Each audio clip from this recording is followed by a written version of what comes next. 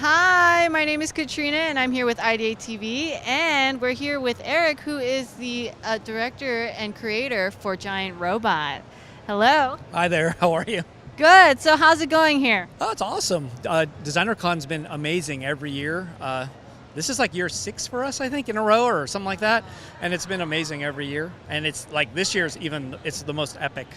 Really? Why is that? Bigger space, way more people, way more creators, high quality. I think that's the key, right? Everything here, just about everything, is really high quality.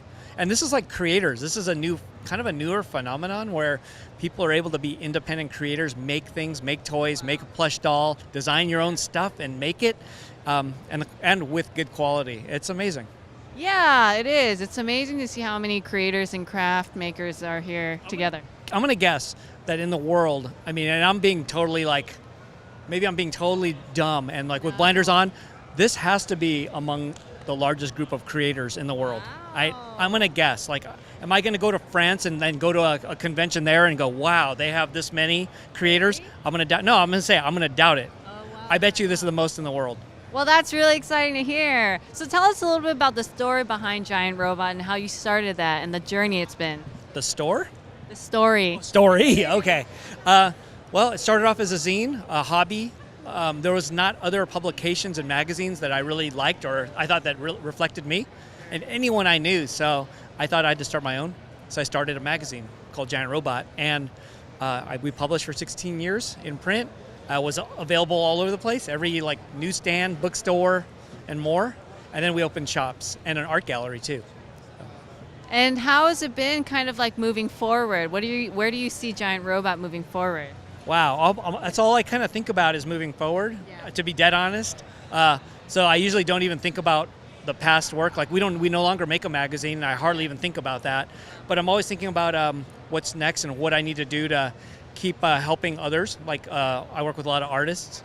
So what do I need to do to help the artists get better? And in turn, that helps me get better. But I have to think about that too, is if I could make a community of people better, that ultimately that helps us all, and that helps me too. So that's what I always think about. Very cool. And after starting Giant Robot, how have you kind of grown with it? It's almost kind of like a baby, you know what I'm saying? Giant Robot next year will be 25. So literally half my life has been doing Giant Robot, literally, and that's crazy, right? This is like my job. One of my first jobs out of college was Giant Robot. It's what it turns out to be. So hey, that's amazing. So I've done basically nothing else. This is about it. So it's been kind of a great ride. And it's changed forms a lot of times.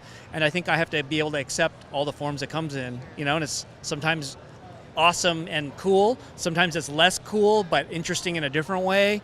Less hipster. Sometimes it was at one time a really cool thing. So it's like that. You just got to roll with it, however it goes and whatever direction it takes you. Wow. Well, it means so much to know what you do for the community and how much it's grown for Giant Robot. And anything else you want to share to our audience? I always think about my audience, your audience. Yeah. If they're interested in doing their own projects, I always think that's a great way to go, because I was told as a young person, become a doctor, Asian, right? I got to become maybe a professional golfer, or all the things that I couldn't do. But ultimately, my direction was my own, and you can't learn this in school. You just have to do it. And I think that there's an opportunity for a lot of people to pursue very creative passions, and this is the time. Now is the better time, or the best time that I've ever seen in the last 25 years to pursue your own dream, come up with your own ideas, whatever it is, and this is the time that it's possible to actually make this work. Because there was a time when it was how do you become an artist? It's 1 in a million could become an artist and live by that, right? Sure. I think it's a very high percentage now that you could actually make it. And I think the ideas just keep going, and don't get discouraged. Some artists start late, so it's all good.